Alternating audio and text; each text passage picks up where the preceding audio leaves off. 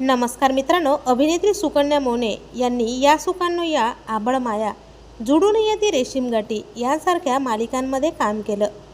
बायपण भारी देवा आणि इंद्रधनुष्य यांसारख्या चित्रपटात त्यांनी प्रेक्षकांची मने जिंकली.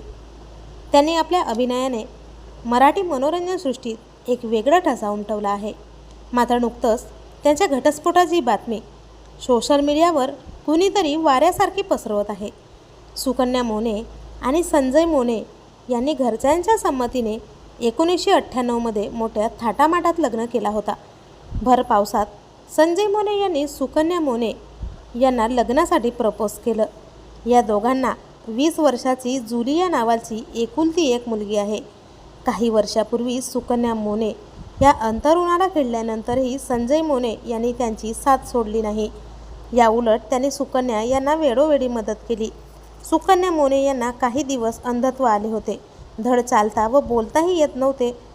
अशातच त्यांची वजन देखील वाढले होते.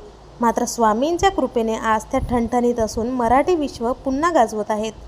मात्र गेल्या 2 दिवसांपासून त्यांच्या घटस्फोटाच्या चर्चेने जोर धरला आहे.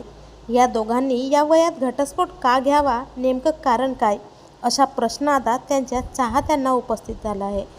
तर तुम्हाला देखील अभिनेत्री सुकन्या मोने आणि संजय मोने याने घटस्फोट घेऊ नये असं वाटतं का? कमेंट करून नक्की सांगा. आणि चॅनलला अजून जरी सबस्क्राईब केले नसेल तर नक्की सबस्क्राईब करा.